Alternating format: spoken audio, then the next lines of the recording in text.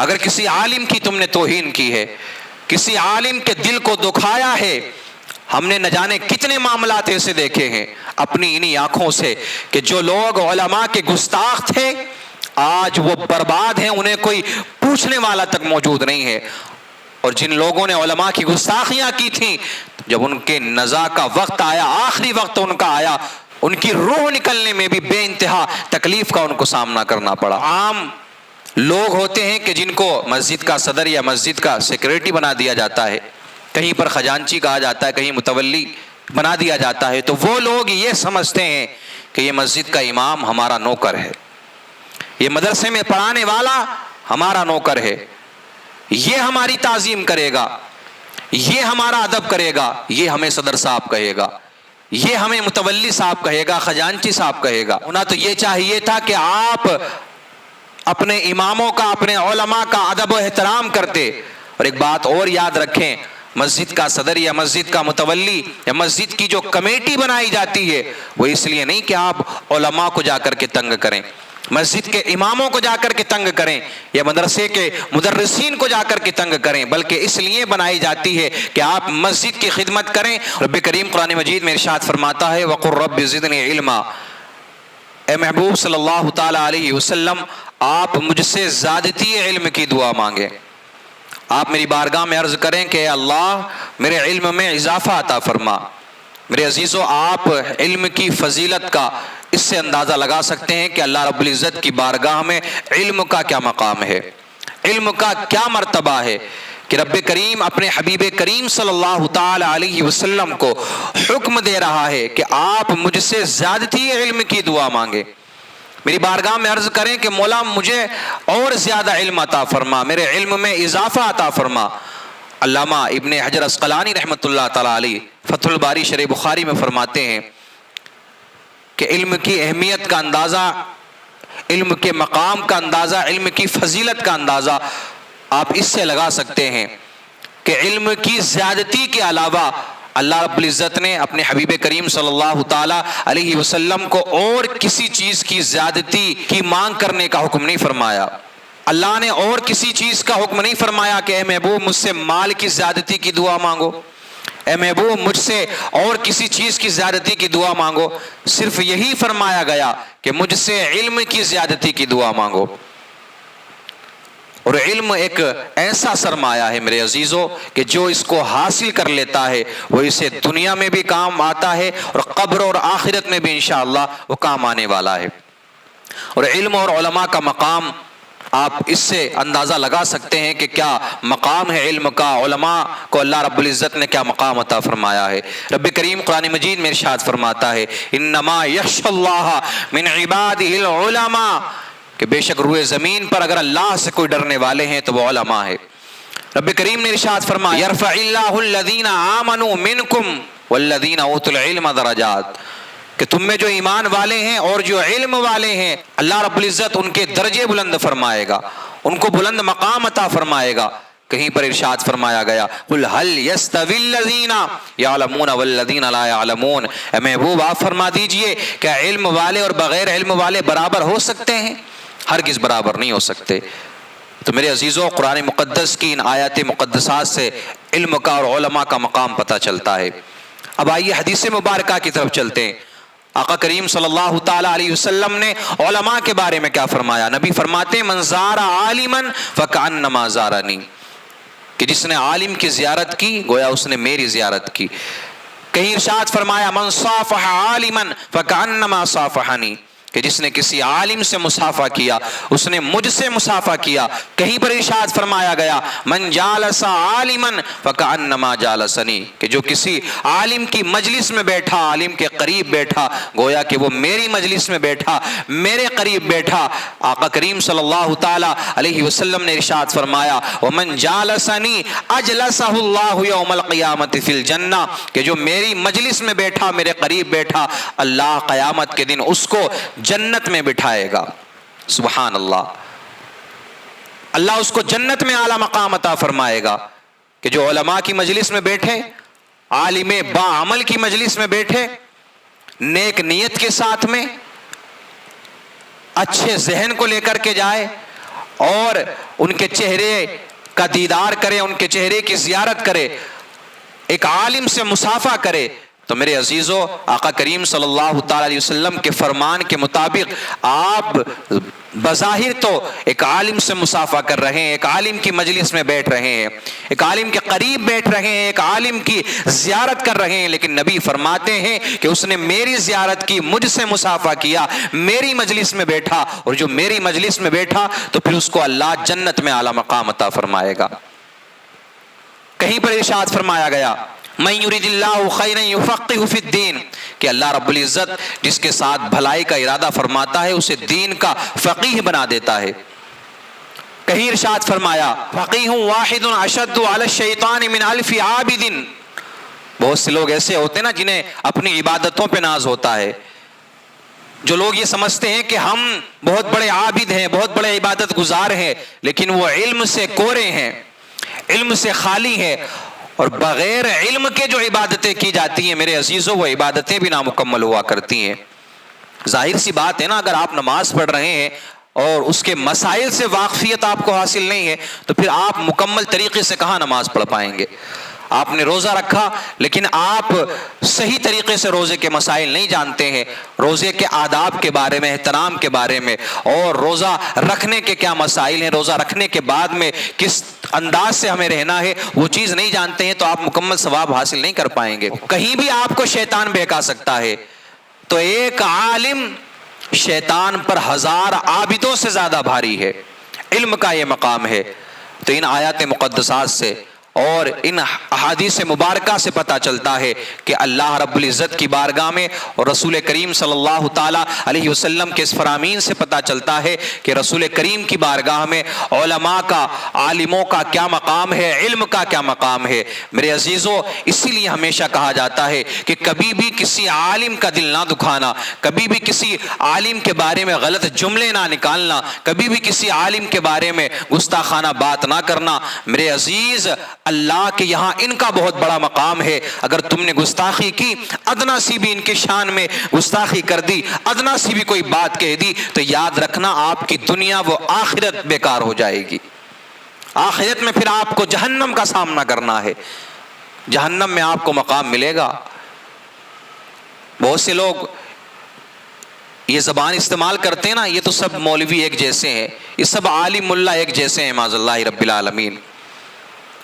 یا تو وہ اپنے پیسے کی بنیاد پر یا عہدے کی بنیاد پر، نہ جانے انہیں کس چیز کا گھمنڈ ہوتا ہے،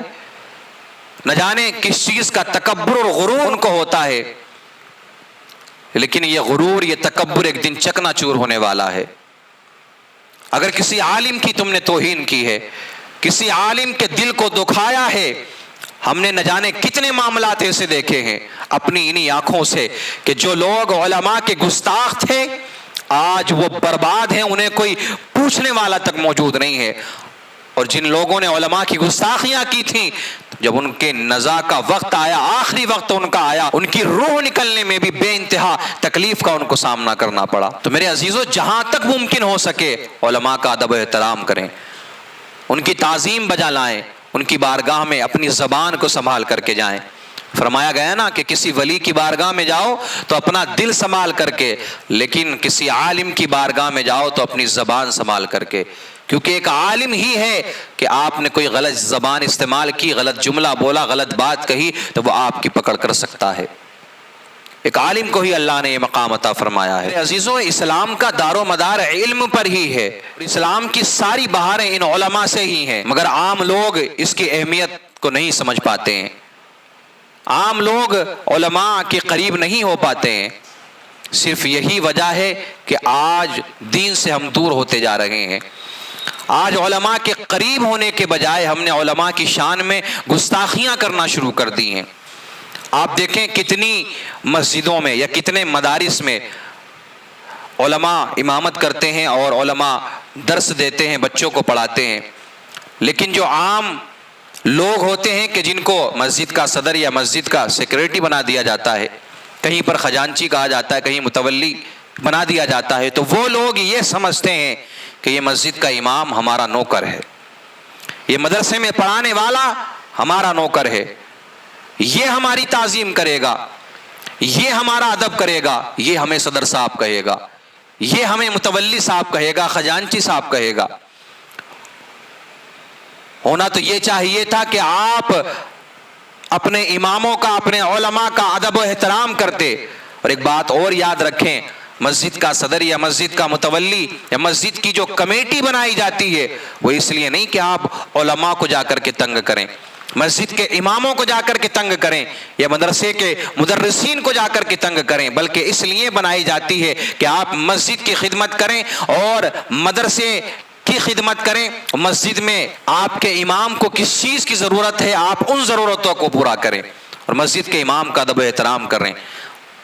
لیکن آج اللہ اکبر کبیرہ ماحول یہ سب کچھ الٹا ہو چکا ہے۔ وجہ صرف یہی ہے کہ اس میں کہیں نہ کہیں ہمارا ہاتھ ہے کہ ہم نے علماء کو حقیر جانا، علماء کو ہلکا جانا، علماء کی ہم نے تعظیم نہیں کی، ان کا ادب و احترام نہیں کیا۔ یہی وجہ ہے میرے عزیزو کہ آئے دن نئے سے نئے عذاب ہم پر نازل ہو رہے ہیں،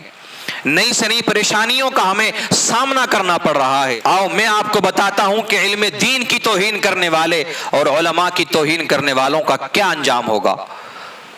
ان کے ساتھ میں کیا ہونے والا ہے۔ آج تو تم توہین کر لو گے، آج تو تم کسی کی مجبوری کا فائدہ اٹھا کر کے اپنی مسجد کے امام کو ستا لو گے، اس کو پریشان کر لو گے، لیکن یاد رکھنا میرے عزیزو، جس کا کوئی نہیں ہوتا نا، رب کریم اس کی فریاد کو سنتا ہے۔ اگر کسی نے اپنے سچے دل سے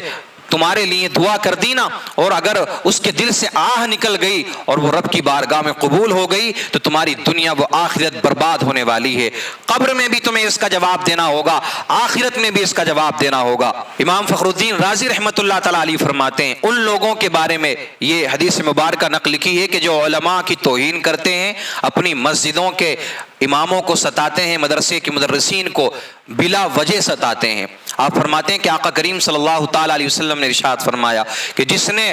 کسی عالم کی توہین کی، اس نے علم کی توہین کی، اور جس نے علم کی توہین کی، اس نے اللہ کے رسول صلی اللہ تعالی علیہ وسلم کی توہین کی، معاذ اللہ رب العالمین۔ اور جس نے آقا کی توہین کی، اس نے جبرائیل کی توہین کی، اور جس نے جبرائیل کی توہین کی، اس نے اللہ رب العزت کی توہین کی۔ جس نے اللہ کی توہین کی، قیامت کے دن اللہ اس کو ذلیل و رسوا فرمائے گا۔ آپ اندازہ لگا سکتے ہیں اس بات کا، تو یہ مذاق تو نہیں ہے۔ آپ دیکھیں، آپ نے بظاہر تو کسی عالم کی توہین کی ہے۔ بہت سے لوگوں کا مزاج ہوتا ہے، مولوی ایسے، مولوی ویسے، مولوی یہ کرتے ہیں، مولوی وہ کرتے ہیں، لیکن کبھی بھی انہوں نے اپنے گریبان میں جھانک کر کے نہیں دیکھا کہ وہ کتنے کتنے غلط کاموں میں ملوث ہے، کتنی زناکاری کر رہے ہیں، کتنی شراب نوشی وہ کر رہے ہیں، کتنے غلط کاموں میں وہ ملوث ہیں۔ کبھی اپنے گریبان میں جھانک کر کے نہیں دیکھا، لیکن مولویوں سے رنجش ہے، مولویوں سے بلا وجہ میں انہیں تکلیف ہے، نہ جانے کیوں مولویوں سے انہیں تکلیف ہے۔ لیکن یاد رکھیں، اگر تکلیف ہے تو آپ اس تکلیف کو اپنے پاس رکھیں، لیکن اس حدیث کو سنیں آپ کہ قیامت کے دن آپ کے ساتھ میں کیا ہونے والا ہے۔ بظاہر تو کسی عالم کی آپ توہین کریں گے، کسی مولوی کی آپ توہین کریں گے، لیکن قیامت کے دن آپ کو بھی ذلیل و رسوا ہونا ہوگا۔ سرکار اعلیٰ حضرت مجدد دین و ملت اشاع سیدی سرکار امام احمد رضا خان فاضل بریلوی علیہ رحمت و رضوان فتاوی رضویہ شریف کی جلد اول کے متعدد صفحات پر آپ نے علماء کی توہین کرنے والوں کا حشر بیان فرمایا ہے۔ آپ فرماتے ہیں کہ عالم سے بلا وجہ بغض رکھنے میں خوف کفر ہے، اگرچہ اہانت نہ کرے، سامنے سے توہین نہ کرے، لیکن بغض رکھتا ہے،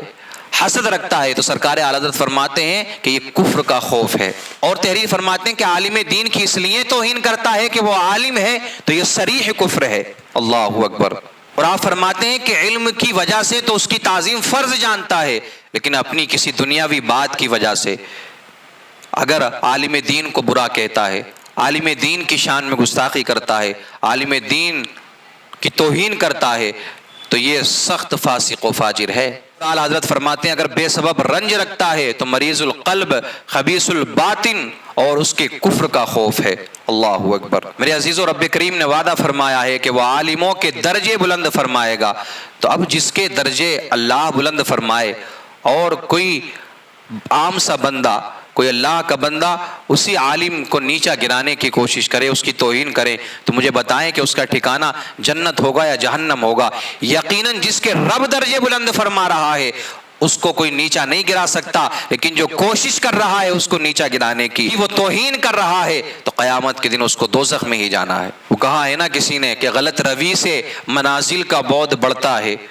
غلط روی سے منازل کا بعد بڑھتا ہے، مسافروں روش کارواں بدل ڈالو، مسافروں روش کارواں بدل ڈالو، سفینہ اپنا کنارے پر لگ بھی سکتا ہے، سفینہ اپنا کنارے پر لگ بھی سکتا ہے، ہوا کے رخ پہ چلو باد باں بدل ڈالو، ہوا کے رخ پہ چلو باد باں بدل ڈالو۔ عزیزو گزارش یہی ہے کہ علماء کا ادب کریں، علماء کی تعظیم کریں، ان کا ادب بجا لائیں، علماء کی شان میں گستاخی نہ کریں۔ اگر آپ ایسا کر رہے ہیں تو یقیناً آپ کو دنیا میں بھی خسارہ ہوگا اور آخرت میں بھی خسارہ ہوگا۔ اگر انہی علماء کی ہم قدر نہیں کریں گے، انہی علماء کی ہم تعظیم نہیں کریں گے، تو یاد رکھیں دھیرے دھیرے یہ علماء ہمارے درمیان سے رخصت ہو جائیں گے۔ پھر ہماری رہنمائی کرنے کے لیے اب کوئی اللہ کا نبی تو آنے والا نہیں ہے نا۔ فرمایا گیا العلماء ورثۃ الانبیاء، یہی جو علماء ہیں یہ انبیاء کے وارثین ہیں۔ انبیاء نے اپنا کسی کو وارث بنایا تو مال کا وارث نہیں بنایا، انبیاء کرام علیہم الصلاۃ والتسلیم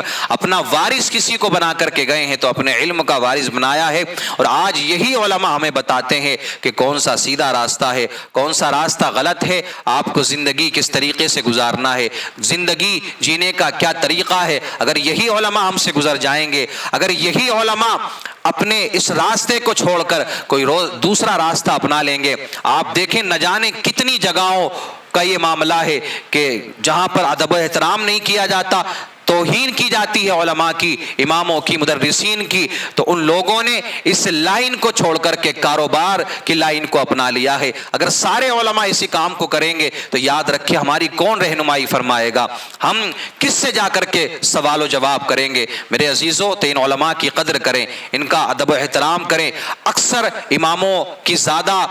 توہین کی جاتی ہے، اماموں کو زیادہ پریشان کیا جاتا ہے، تو وہ لوگ بھی اس بات کو سمجھیں کہ آج تو آپ پریشان کر لیں گے، آج تو آپ ستا لیں گے، لیکن قیامت میں آپ کو رب کی بارگاہ میں بھی حاضر ہونا ہے۔ اور امام ہو یا کوئی عام انسان ہو، اگر آپ بلا وجہ کسی کو ستا رہے ہیں تو میرے عزیز اس کی آہ اگر